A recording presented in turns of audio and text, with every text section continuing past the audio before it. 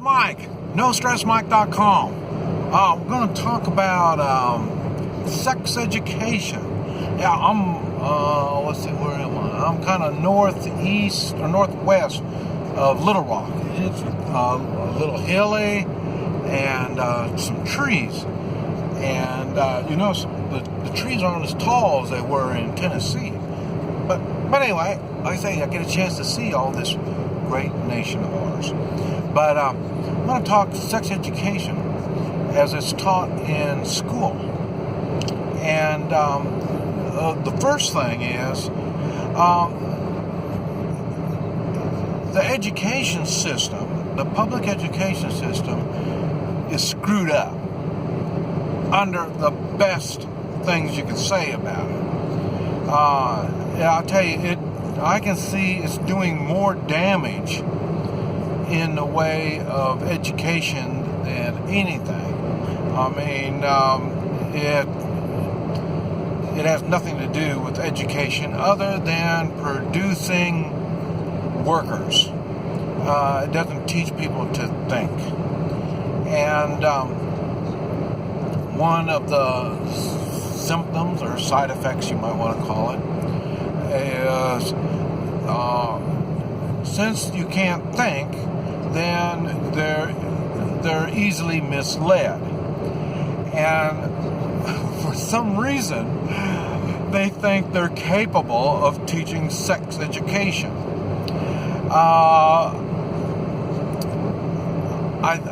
They can't teach you reading, writing, and arithmetic, and thinking.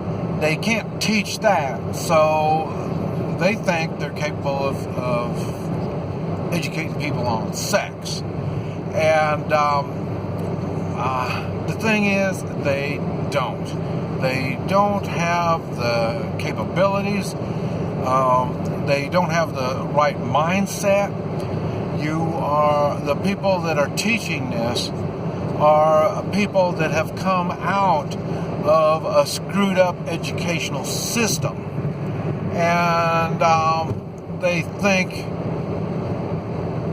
they can say the right words to individuals because the children are individuals. And they don't take, like everything, they don't take the personal responsibility. So they're not at fault, whatever happens. They don't mind screwing stuff up because they don't take any of the responsibility of their teaching. And when you apply it to sex education, it makes it even worse. Let's see here. Let's get around. Oh yeah, this is what I do when I pass somebody. I accelerate. And okay, now I'm past them. So now I get back in my lane in front of them, and then I go back to cruise control. I do not pass on cruise control. I accelerate. And I wish everybody would have enough common sense in doing that. But anyway, when it comes to sex education, I cannot see in any beneficial way the school system would have anything worth a damn to teach. And how parents allow their school system to even do that is beyond my imagination. It's your child, and that child is your responsibility. And not only you allow the school to teach them stupid things, and now you allow them to get involved in the sexual thinking of your child. I'm not real good at that. Now, by saying that, I grew up in the time where talking sexual stuff and doing sexual stuff was all taboo. And yes, you learn it on the street. And yes, I'm sure there were many that learned on a different street than I did. So, but now that goes back to, again, on taking responsibility as a parent. If your street is in a neighborhood that is bad, your child is going to learn bad on sexual behavior.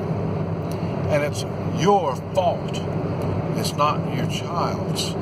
And now what you're going to do is let the school teach it, and you're going to step back and say, well, if they wouldn't teach that kind of stuff in school, well, you're the idiot that allows this stuff to happen.